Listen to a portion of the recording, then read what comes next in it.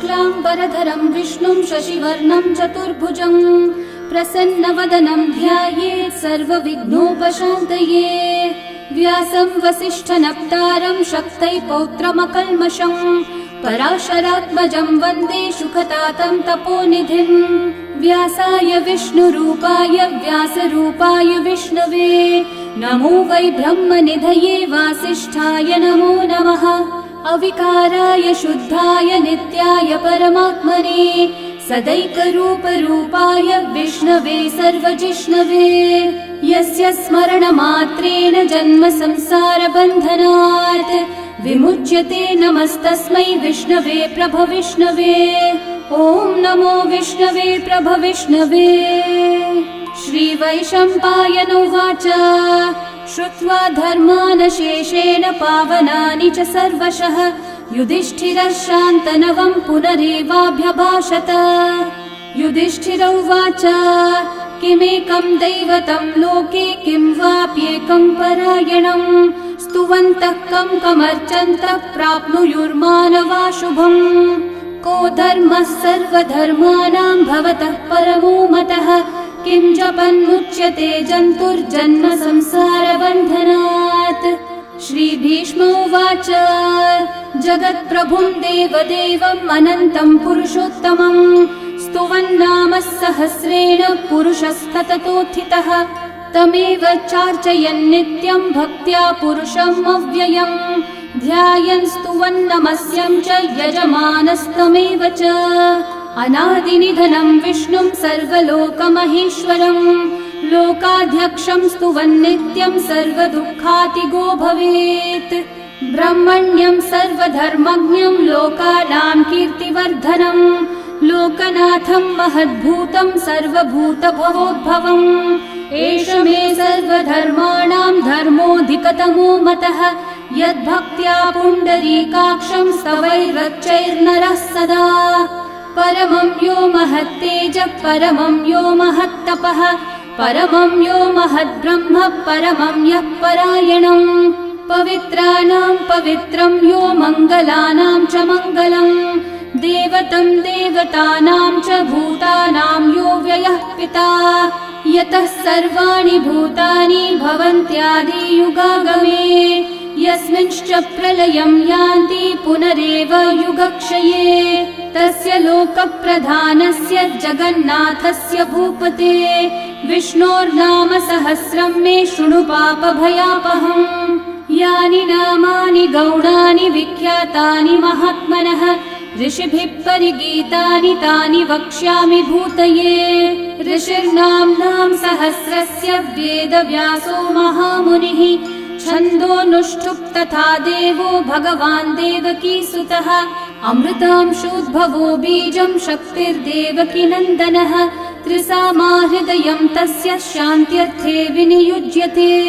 विष्णुं जिष्णुं महाविष्णुं प्रभविष्णुं महेश्वरम् अनेकरूपदैत्यान्तं नमामि पुरुषोत्तमम्। अस्य श्रीविष्णोर्दिव्यसहस्रनामस्तोत्रमहामन्त्रस्य श्रीवेदव्यासो भगवान् ऋषिः अनुष्ठुप् श्रीमहाविष्णुः परमात्मा श्रीमन्नारायणो देवता अमृतांशोद्भवो भानुरिति बीजम् देवकी नन्दनसृष्टेति शक्तिः उद्भवक्षोभणो देव इति परमो मन्त्रः शङ्खबृन्नन्दकी चक्रीति कीलकम् शार्ङ्गधन्वा गदाधर इति अस्त्रम् रथाङ्गपाणिरक्षोभ्य इति नेत्रम् त्रिसामासामगः सामेति कवचम् आनन्दं परब्रह्मेति योनिः ऋतुः सुदर्शनः काल इति दिग्बन्धः श्रीविश्वरूप इति ध्यानम् श्रीमहाविष्णुः प्रीत्यर्थे सहस्रनाम जपे विनियोगः।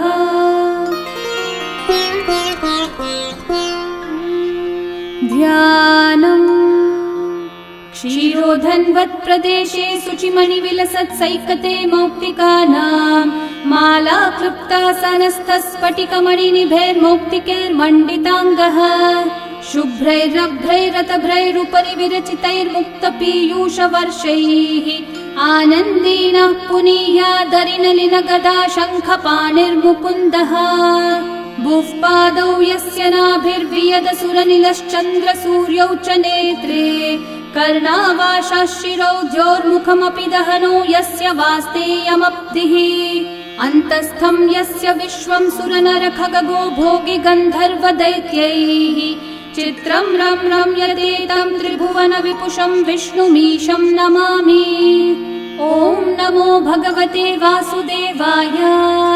शान्ताकारं भुजगशयनं पद्मनाभं सुरेशं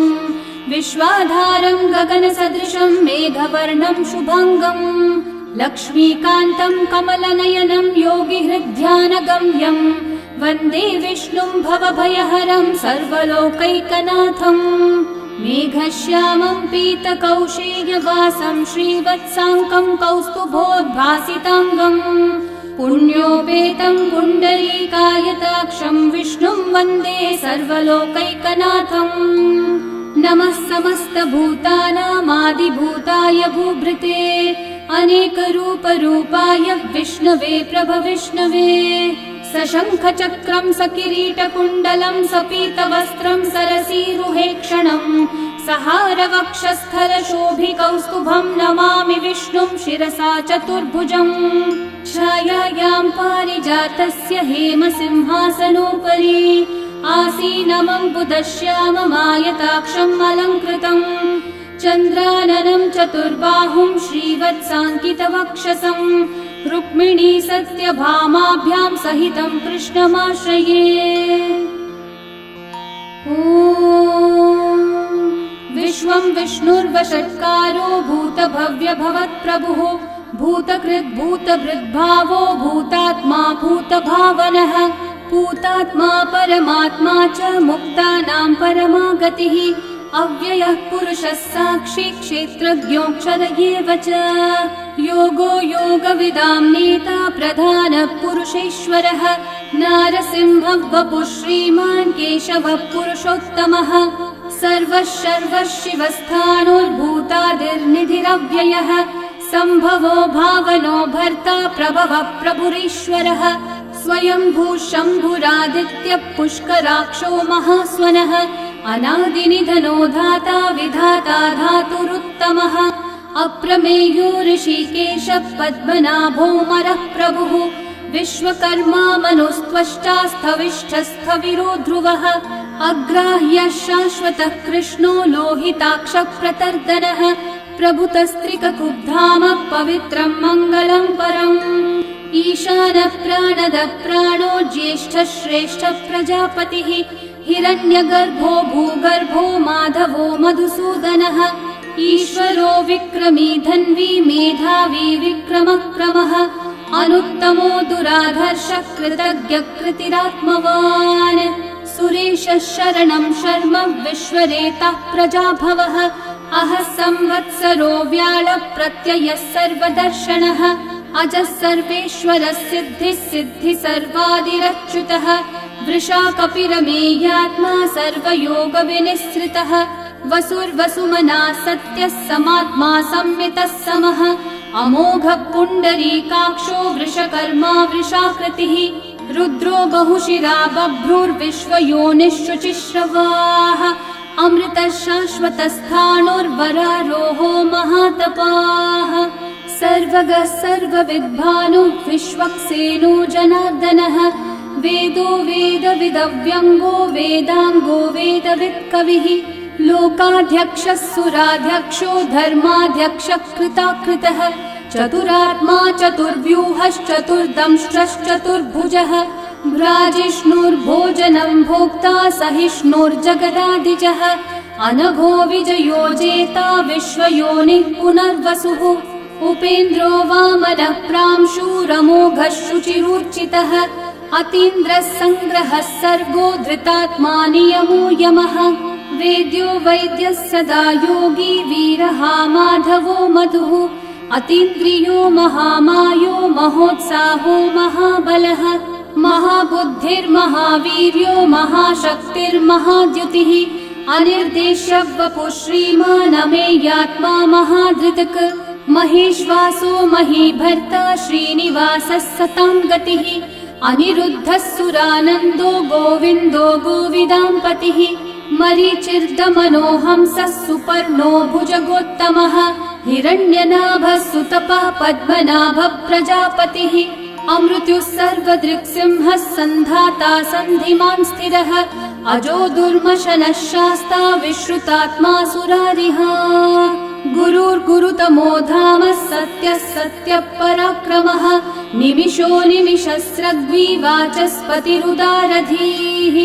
अग्रणीर्ग्रामणी श्रीमान् न्यायो नेता समीरणः सहस्रमूर्धा विश्वात्मा सहस्राक्षः सहस्रपात् आवर्तनो निवृत्तात्मा संवृतः सम्प्रमर्दनः अहः संवर्तको वह्निरनिलो धरणीधरः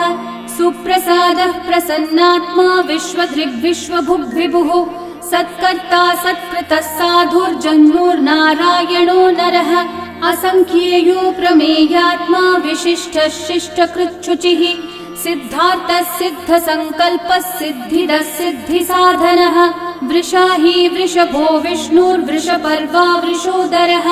वर्धनो वर्धमानश्च विविक्तः श्रुतिसागरः सुभुजो दुर्धरो वाग्मी महेन्द्रो वसुदो वसुः नैकरूपो बृहद्रूपः शिपिविष्टप्रकाशनः ओजस्तेजोद्युतिधरः प्रकाशात्मा प्रतापनः रिद्धस्पष्टाक्षरो मन्त्रश्चन्द्रांशूर्भास्करद्युतिः अमृतांशूद्भवो भानुः शशबिन्दुः सुरेश्वरः औषधं जगतः सेतुः सत्यधर्मः पराक्रमः भूतभव्यभवन्नाथः पवनः पावनो नलः कामः कामकृत्कान्तः कामः कामप्रदः प्रभुः युगादिकृद्युगावर्तो नैकमायो महाशनः अदृश्यो व्यक्तरूपश्च सहस्रजिदनन्तजित् इष्टो विशिष्टशिष्टेष्ठः शिखण्डी नहुषो वृषः क्रोधः क्रोधकृत्कर्ता विश्वबाहुर्महीधरः अच्युतः प्रथितः प्राणः प्राणदो वासवानुजः अपान्निधिरधिष्ठानम् अप्रमत्तः प्रतिष्ठितः स्कन्दः स्कन्दद्धरो धुर्यो वरदो वायुवाहनः वासुदेवो बृहद्भानुरादिदेवः पुरन्दरः अशोकस्थारणस्थारः शूरः शौरिर्जनेश्वरः अनुकूलः शतावर्तः पद्मी पद्मनिभीक्षणः पद्मनाभोरविन्दाक्षः पद्मगर्भः शरीरभृत् महर्धिरिग्धो वृद्धात्मा महाक्षो गरुडध्वजः अतुलः शरभो भीमः समयज्ञो हविर्हरिः सर्वलक्षणलक्षण्यो लक्ष्मीवान् समितिञ्जयः विक्षरो रोहितो मार्गो हेतुर्दामोदरः सहः महीधरो महाभागो वेगवानमिताशनः उद्भवक्षोभणो देवः श्रीगर्भः परमेश्वरः करणं कारणं कर्ता विकर्ता गहनो गुहः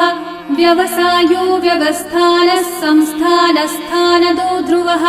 परर्धि परमस्पष्टः तुष्टः पुष्टः शुभेक्षणः रामो विरामो विरतो मार्गो नेयो नयो नयः वीरशक्तिमतां श्रेष्ठा धर्मो धर्मविदुत्तमः वैकुण्ठः पुरुषः प्राणः प्राणदः प्रणवपृथुः हिरण्यगर्भः शत्रुघ्नो व्याप्तो वायुरधोक्षजः ऋतुः सुदर्शनः कालः परमेष्ठी परिग्रहः उग्रः संवत्सरो दक्षो विश्रामो विश्वदक्षिणः विस्तारस्थावरस्थानु प्रमाणं बीजमव्ययम् अर्थोऽनर्थो महाकोशो महाभोगो महाधनः अनिर्विण्णस्थविष्ठो भूर्धर्मयूपो महामखः नक्षत्रनेमिर्नक्षत्री क्षामः समीहनः यज्ञयुज्यो महेज्यश्च क्रतुः सत्रं सताङ्गतिः सर्वदर्शी विमुक्तात्मा सर्वज्ञो ज्ञानमुत्तमम् सुहृतः सुमुखः सूक्ष्मः सुघोषः सुखदः सुहृत् मनोहरो जितक्रोधो वीरबाहुर्विदारणः स्वापनः स्ववशो व्यापी नैकात्मा नैककर्मकृत् वत्सरो वत्सलो वत्सी रत्नगर्भो धनीश्वरः धर्मकृद्धर्मी सदसक्षरमक्षरम् अविज्ञाता सहस्रांशूर्विधाता कृतलक्षणः गभस्तिनेमि सत्त्वस्थः सिंहो भूतमहेश्वरः आदिदेवो महादेवो देवेशो देवभृद्गुरुः उत्तरो गोपतिर्गोप्ता ज्ञानगम्यः पुरातनः शरीरभूतभृद्भोक्ता कपीन्द्रो भूरि दक्षिणः सोमपो मृतपः सोमः पुरुजित्पुरुसत्तमः विनयोजयः सत्यसन्धो दाशारः सात्वतां पतिः जीवो विनयिता साक्षी मुकुन्दोमितविक्रमः अम्भो निधिरनन्तात्मा महोदधिशयोऽन्तकः अजो महार्हः स्वाभाव्यो जितामित्रप्रमोदनः आनन्दो नन्दनो नन्दः सत्यधर्मा त्रिविक्रमः महर्षिः कपिलाचार्यः कृतज्ञो मेदिनीपतिः त्रिपदस्त्रिदशाध्यक्षो महाशृङ्गकृतान्तकृत् महावराहो गोविन्दः सुषेणः कनकाङ्गदी गुह्यो गभीरो गहनो गुप्तश्चक्रगदाधरः वेधास्वाङ्गोजितः कृष्णो दृढसङ्कर्षणोच्युतः वरुणो वारुणो वृक्षः पुष्कराक्षो महामनाः भगवान् भगहानन्दी वनमाली हलायुधः आदित्यो ज्योतिरादित्यः सहिष्णुर्गतिसत्तमः सुधन्वाखण्डपरशुर्दारुणो द्रविणप्रदः दिवस्पृक् सर्वदृग्व्यासो वाचस्पतिरयो निजः त्रिसामासामगः सामन्निर्वाणं भेषजम्भिषक् सन्न्यासकृच्छमः शान्तो निष्ठा शान्तिपरायणम्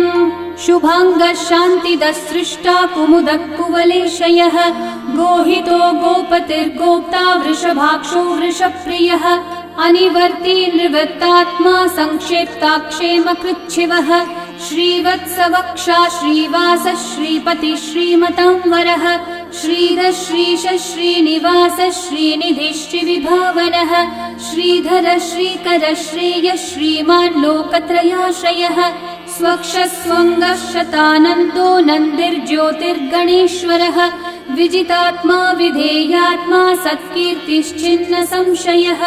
उदीर्णः सर्वतश्चक्षुरनीशः शाश्वतस्थिरः भूषयो भूषणो भूतिर्विशोकः शोकनाशनः अर्चिष्मान् अर्चितः कुम्भो विशुद्धात्मा विशोधनः अनिरुद्धो प्रतिरथः प्रद्युम्नोमितविक्रमः कालनेमी निहावीरः शौरी शूरजनेश्वरः त्रिलोकात्मा त्रिलोकेशः केशवः केशिहा हरिः कामदेवः कामपालः कामी कान्तकृतागमः अनिर्देश्य वपुर्विष्णु वीरोऽनन्तो धनञ्जयः ब्रह्मण्यो ब्रह्मकृद् ब्रह्मा ब्रह्म ब्रह्मविवर्धनः ब्रह्मविद् ब्राह्मणो ब्रह्मी ब्रह्मज्ञो ब्राह्मणप्रियः महाकर्मो महाकर्मा महातेजा महोरगः महाक्रतुर्महायज्वा महायज्ञो महाहविः स्तव्यस्तव प्रियस्तोत्रं स्तुतिस्तोतारणप्रियः पूर्णपूरयिता पुण्यकीर्तिरणामयः मनोजवस्तीर्थकरो वसुरेता वसुप्रदः वसुप्रदो वासुदेवो वसुर्वसुमनाहविः सद्गति सत्कृति सत्ता सद्भूति सत्परायणः शूरसेनो यदुश्रेष्ठः सन्निवासः सुयामुनः भूता वासो वासुदेवः सर्वासु निलयो नलः दर्पः दर्पदो दृप्तो दुर्धरोऽथा पराजितः विश्वमूर्तिर्महामूर्तिर्दीप्तमूर्तिरमूर्तिमान् अनेकमूर्तिरव्यक्तः शतमूर्तिशताननः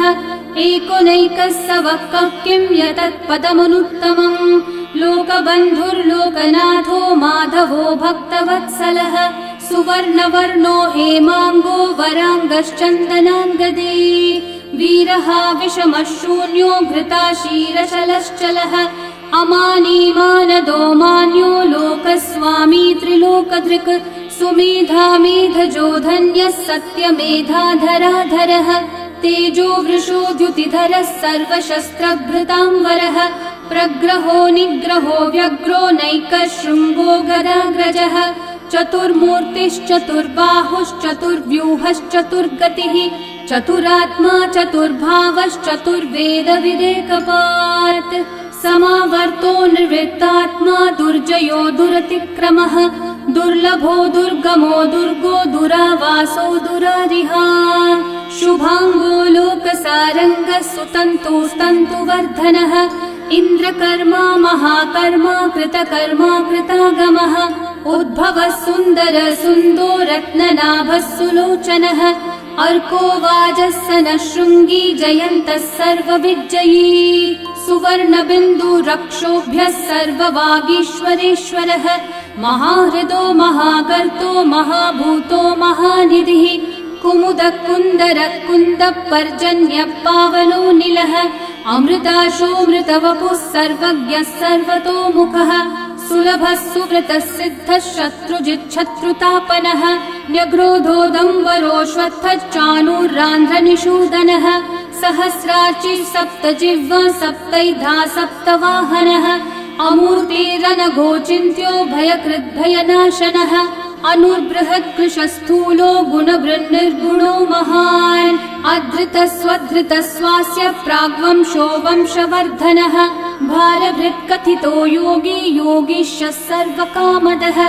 आश्रमश्रमणश्रामः सुपर्णो वायुवाहनः धनुर्धरो धनुर्वेदो दण्डो दमयिता दमः अपराजितः सर्वसहो नियन्ता नियमो यमः सत्त्ववान् सात्विकः सत्यः सत्यधर्मपरायणः अभिप्राय प्रियार्होर्हः प्रियकृत्प्रीतिवर्धनः विहाय स गतिर्ज्योतिः सुरचिर्हुतभुक् विभुः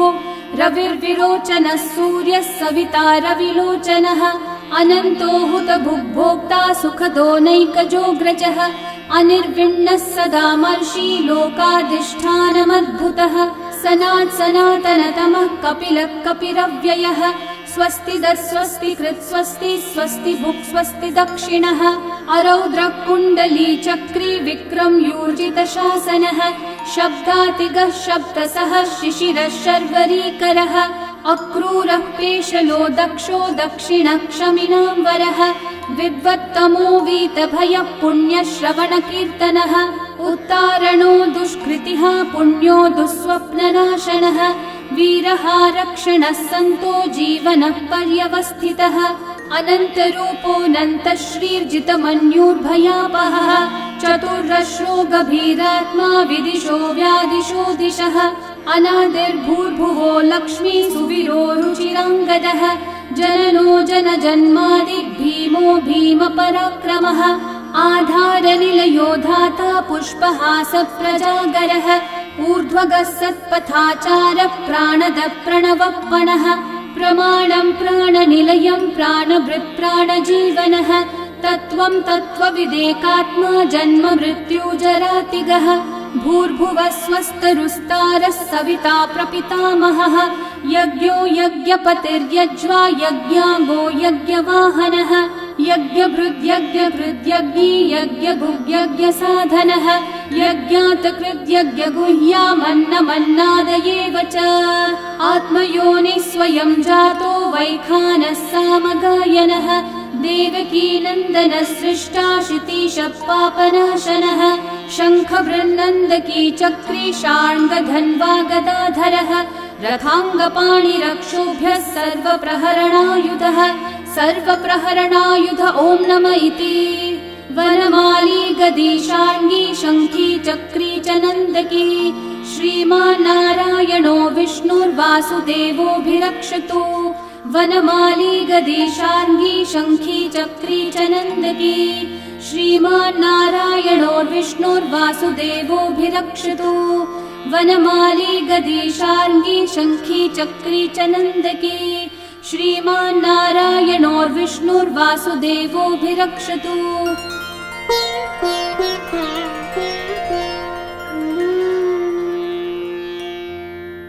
इतीदं कीर्तनीयस्य केशवस्य महात्मनः नाम्नां सहस्रं दिव्यानाम् अशेषेण प्रकीर्तितम् य इदं शृणुयान् नित्यं यश्चापि परिकीर्तयेत् नाशुभं प्राप्नुयात् किञ्चित् सोमुत्रेह च मानवः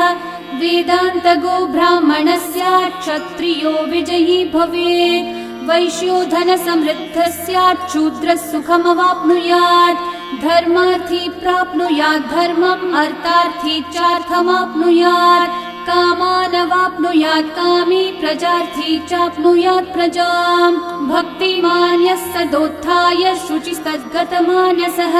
सहस्रं वासुदेवस्य नाम्नामेतत् प्रकीर्तये यशः प्राप्नोति विपुलं याति प्राधान्यमेव च अचलां श्रियमाप्नोति श्रेय प्राप्नोत्यनुत्तमम् न भयं क्वचिदाप्नोति वीर्यं तेजश्च विन्दति भवत्यरोगो द्युतिमान् बलरूपगुणान्वितः रोगार्तो मुच्यते रोगात् बद्धो मुच्येत बन्धनात् भयान्मुच्येत भीतस्थो मुच्येतापन्न आपदः दुर्गान्यतितरत्याशु पुरुषः पुरुषोत्तमम् स्तुवन्नाम सहस्रेण नित्यं भक्ति समन्वितः वासुदेवाश्रयो मर्त्यो वासुदेवपरायणः सर्वपापविशुद्धात्मा याति ब्रह्म सनातनम् न वासुदेव भक्तानामशुभं विद्यते क्वचित् जन्म मृत्यु जरा व्याधि भयं नैवोपजायते इमं स्तवमधीयानः श्रद्धा भक्ति समन्वितः युज्येतात्मसुखः शान्ति श्रीधृति स्मृतिकीर्तिभिः न क्रोधो न च मात्सर्यं न लोभो नाशुभामतिः भवन्ति कृतपुण्यानां भक्तानां पुरुषोत्तमे द्यौसचन्द्रार्कनक्षत्राखं दिशो भूर्महो दधिः वासुदेवस्य वीर्येण विदतानि महात्मनः ससुरासुरगन्धर्वं सयक्षूरगराक्षसं जगद्वशे वर्ततेदं कृष्णस्य सचराचरम् इन्द्रियाणि मनोबुद्धिः सत्त्वं तेजो बलं द्युतिः वासुदेवात्मकन्याहुः क्षेत्रं क्षेत्रज्ञ एव च सर्वागमानामाचार प्रथमं परिकल्पते आचार प्रभवो धर्मो धर्मस्य प्रभुरच्युतः ऋषयः पितरो देवा महाभूतानि धातवः जङ्गमाजङ्गमं चेदं जगन्नारायणोद्भवम् योगो ज्ञानं तथा साङ्ख्यं विद्या शिल्पादिकर्म च वेदाः शास्त्राणि विज्ञानम् एतत् सर्वं जनार्दनात् एको विष्णुर्महद्भूतं पृथक् भूतान्यनेकशः त्रीन् लोकान् व्याप्य भूतात्मा भुङ्क्ते विश्वभुगव्ययः इमं स्तवं भगवतो विष्णोर्व्यासेन कीर्तितम् पठ्येद्य इच्छेत् पुरुषः श्रेयः प्राप्तुं सुखानि च विश्वेश्वरमजं देवं जगतः प्रभुमव्ययम् भजन्ति ये पुष्कराक्षं न ते यान्ति पराभवम् न ते यान्ति पराभवम् ॐ नमः इति अर्जुनोवाच पद्मपत्रविशालाक्षः पद्मनाभः सुरोत्तम भक्तानामनुरक्तानां त्राता भव जनार्दन श्रीभगवानुवाच यो मां नाम सहस्रेण स्तोतुमिच्छति पाण्डव सोऽहमेकेन श्लोकेन स्तुत एव न संशयः स्तुत एव न संशय ॐ नमः इति व्यास उवाच वासनाद्वासुदेवस्य वासितं भुवनत्रयम् सर्वभूतनिवासोऽसि वासुदेव नमोऽस्तु ते श्रीवासुदेव नमोऽस्तु ॐ नमः इति पार्वत्योवाच केनोपायेन लघुना विष्णोर्नाम सहस्रकम् पठ्यते पण्डितेर्नित्यं श्रोतुमिच्छाम्यहं प्रभो ईश्वरोवाच श्रीराम राम रामेति रमे रामे मनोरमे सहस्रनाम तत्तुल्यं राम नाम वरानने श्रीराम राम रामेति रमे रामे मनोरमे सहस्रनाम तत्तुल्यं राम नाम वरानने श्रीराम राम रामेति रमे रामे मनोरमे सहस्रनाम तत्तुल्यं राम नाम वरानने श्रीराम नाम वरानन ॐ नमः इति ब्रह्म उवाच नमोऽस्त्वनन्ताय सहस्रमूर्तये सहस्रपादाक्षि शिरोरुबाहवे सहस्रनाम्ने पुरुषाय शाश्वते सहस्रकोटियुगधारिणे नमः सहस्रकोटियुगधारिण ॐ नम इति। सञ्जय उवाच यत्र योगेश्वर कृष्णो यत्र पार्थो धनुर्धरः तत्र श्रीर्विजयो भूतिर्ध्रुवा नीतिर्मतिर्मम। श्रीभगवानुवाच